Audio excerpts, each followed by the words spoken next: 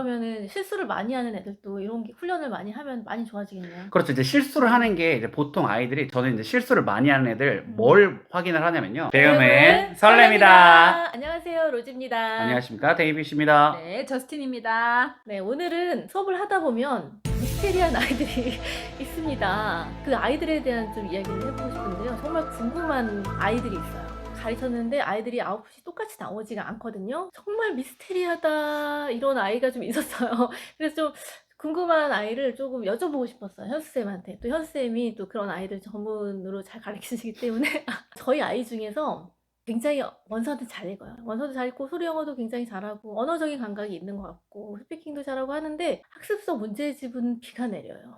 이런 아이들은 어떻게 해야 될까요? 이게 첫 번째로 이제 유형이 음. 아직 익숙하지 않아서 그럴 수도 있고요. 뭐 네. 여러 가지 문제가 있을 수 있는데 네. 그 학생이 아마 읽는 원서의 비중을 보면 비문학보다는 문학의 네. 비중이 높지 않을까라는 네네. 생각이 들어요.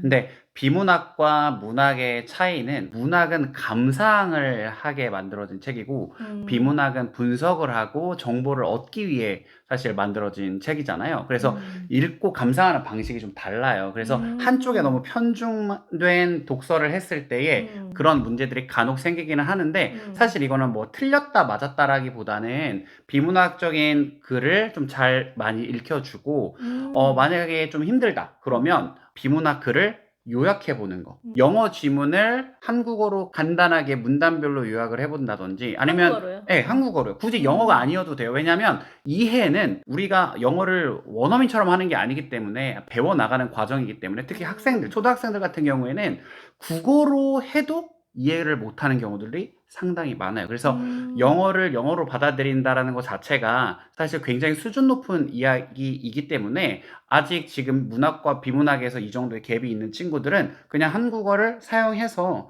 한국어로 요약을 하거나 아니면은 요즘에 문해력 문제집 되게 많잖아요. 사실 문해력 문제집 많은 이유는 대부분의 아이들이 문해력에 문제가 있기 때문에 그런 거거든요. 그래서 글을 읽고 사실 초등학생들한테 문해력을 이제 논하는 게 사실은 조금 시기상조일 수도 있지만 초등학교 고학년 같은 경우에는 비문학 글을 읽고 제대로 이해를 하고 있는지 중심 내용을 잘 찾고 있는지 뭐가 중요한 내용인지를 구분하는 능력을 어떻게 알 수 있냐면 요약을 시켜보면 바로 알 수 있어요. 그러니까 대부분의 아이들이 요약을 힘들어해요. 왜 그러냐면 요약이라는 게 짧게 쓰는 거잖아요. 근데 짧게 쓰려면 중요한 내용만 써야 되는데 요약을 잘 못한 아이들의 경우 모든 내용을 다 적어요. 아니면 맞아요. 키워드 단어만 소재만 적던지 양극단으로 가는 친구들이 많거든요. 근데 중심 내용을 정확하게 적어보는 연습. 근데 이게 되게 재밌는 게 뭐냐면요.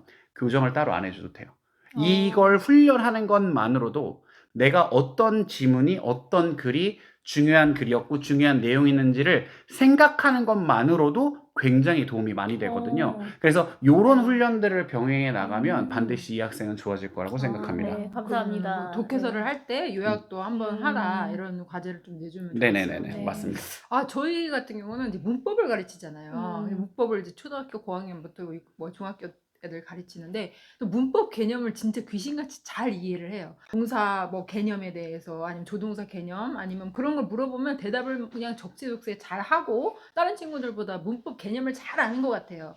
근데 시험 문제만 보면 그렇게 틀려요. 다른 이제 대답을 못하는 그런 친구들보다 더 많이 틀리고 뭐 시험도 잘 못 보고 그런 경우는 도대체 어떻게 해줘야 되는지 똑같이 가르치고 오히려 문법 개념을 더 잘 아는데 왜 문제를 이렇게 많이 틀리는 자, 이것도 한 두 가지 정도로 볼 수가 있는데 아마 이제 물어봤는데 동사가 뭐야 했을 때 움직이는 거요. 뭐 행동하는 거요. 이런 식으로 얘기를 잘 하는데 문제를 잘 못 풀었다. 근데 이게 잘 봐야 되는 게 정말로 이 친구가 이해해서 그렇게 얘기했는지 문장을 외워서 그냥 말한 건지 아니에요. 확인을 해보셔야 돼요. 실제로 이해를 잘해요. 실제로. 그래서 개념 학습은 진짜 잘 돼요. 혹시 그 개념을 이용해서 문장을 바로 만들어 보라고 한번 해보신 적 있나요? 아니요, 그걸 못해요. 그러니까 이거를 해야 돼요. 그러니까 그게 제가 말씀드린 게 그거예요. 분명히 문법을 이해를 했다라는 것은 내가 배운 문장이 아니라 다른 문장을 그 개념에 맞춰서 만들어 볼 수 있어야 그게 문법을 이해하고 아는 거라는 그게 딱 기준이 서는 건데 글만 정확하게 이해하고 글을 외웠는데 문장에 적용이 안 되면 이게 내가 그냥 글만 외우고 이해하지 못했을 가능성이 생각보다 높아요. 저도 그런 학생들이 있었거든요. 구두 테스트를 보면 진짜 잘 봐요. 문법 개념 되게 많은 내용을. 근데 이 친구 진짜 성실한 친구라서 다 외워요. 그걸. 외워서 다 말해. 1형식에 뭐 있고 2형식 뭐 있고 3형식 뭐 있고 4형식 뭐 있고 뭐 목적어 목적보 다 말하고 목적에 들어올 수 있는 품사 말하고 다 말하는데 문제는 뭐냐면 문장을 보면 그게 뭔지를 몰라요. 왜 그러냐면 글을 외웠어요. 글을 이해한 게 아니라 글을 외웠다. 이런 경우들이 간혹 나와요. 그래서 그런 경우가 있을 수 있고요. 이럴 경우에는 그 예문을 많이 만들어보고 여러 가지 예문을 많이 써보고 하다 보면 자연스럽게 해결이 되는 문제라서 크게 이제 문제가 될 게 없는데 정말 이해했는데 특히 객관식 문제에서 문제가 생기는 경우들이 간혹 있잖아요. 정말. 네, 그런 경우들은 이제 두 가지 정도 솔루션을 제가 드릴 수 있는데 짧은 단문을 완벽하게 입으로 붙여놓는 거예요.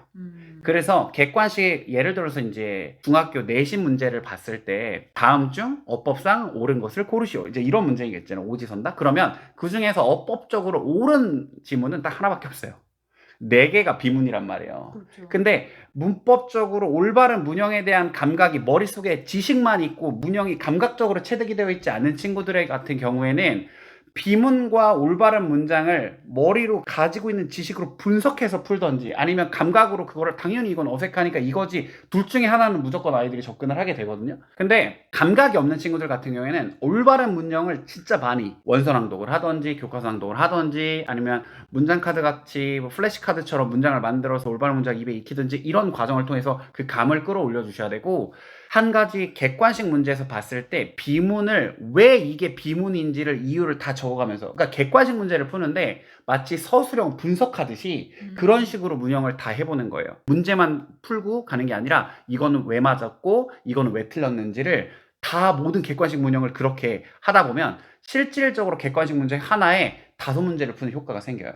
그러면 이거를 하다 보면 올바르고 올바르지 않은 문형을 갈라낼 수 있는 그런 힘과 그리고 논리적으로 접근할 수 있는 그런 과정들이 훈련이 되기 때문에 이런 부분들이 훈련이 2가지가 되면 너무 좋을 것 같아요. 저도 문장 외우기나 이런 걸 많이 시키는데 중학교 이제 내신 대비를 처음 했거든요. 저희도 그 문장을 계속 외우게 했어요. 그런데 그 문장을 많이 외우고 뭐 그런 걸 떠나서 일단은 원서 레벨이 높은 애들은 시험을 다 잘 보죠. 근데 원서 레벨이 높지 않아도 문장을 성실하게 외우고 아까 말씀하셨듯이 그 틀린 것과 어떤 게 틀렸는지 분석한 아이들은 시험을 잘 본 것 같아요. 그런데 중학교 1학년을 저는 쉽게 봤는데 실제로 되게 문장이나 지문이나 이런 게 수준이 그래도 어느 정도 있더라고요. 그리고 외우기가 쉽지 않은 문장들이 많아요. 그리고 헷갈리는 문장도 많고 그런 경우는 문장이 길 경우 그 은근 긴 경우가 있거든요. 그러면은 그렇게 잘 못하는 아이들은 그냥 잘라서 외우게 하는 게 좋은가요? 그러니까 이게 머리로 외운다라기보다는 소리를 자꾸 내가지고 올바른 문장 입에 붙인다라는 개념으로 접근하시는 게 되게 중요한 것 같아요. 제가 볼 때는 그러니까 원서를 오래 했던 애들이 시험을 잘 볼 수밖에 없는 이유는 원어민이 쓰는 아주 좋은 문장을 정말 많이 봤기 때문에 그런 거예요. 네네네. 결국 거기에서 판가름이 나는 거거든요. 그러면 올바른 문장을 많이 보고 소리내서 읽고 낭독하고 그러니까 낭독이 소리내서 읽는 거 그리고 내가 소리낸 거를 듣는 거 그래서 한 번에 2가지 감각이 같이 올라가거든요. 그리고 낭독을 하려면 그 글을 읽어야 되잖아요. 눈으로 봐야 되잖아요. 그래서 보는 것까지 일석삼조의 효과가 있어요. 그래서 내가 낭독을 충분히 하고 마지막에 백지나 아니면 한글 해설지문을 보고서 영어를 적어보는 것까지 하면 결국에 네 낭독이라는 훈련을 통해서 영어의 4대 영역을 모두 훈련할 수 있는 그런 연습이 되는 거거든요. 그래서 그런 식으로 접근을 하면 모든 아이들이 다 될 거예요. 아마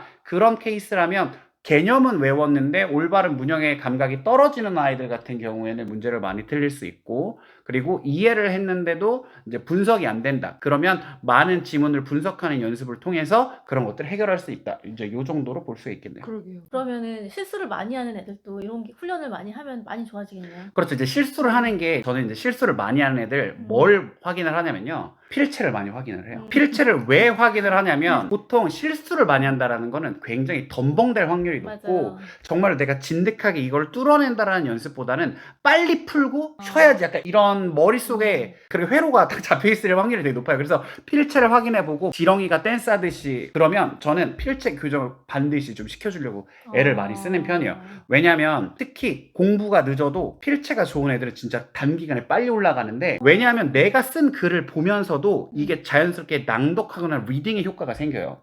근데 필체가 좋지 않으면 내가 써놓고 무슨 글인지를 몰라. 모르니까 제대로 쓴 아이들에 비해서 올바른 지문을 본 확률이 떨어지는 거죠. 빈도수가 떨어져요. 그래서 똑같은 시간을 공부하더라도 실력이 떨어질 수밖에 없고 그런 마음으로 매사에 글도 쓰고 필사도 하고 문제도 풀다 보니 결국엔 아는 것도 틀리는 경우들이 많아서 필체 교정부터 좀 해주면 그 부분이 네. 생각보다 많이 도움이 됩니다. 네.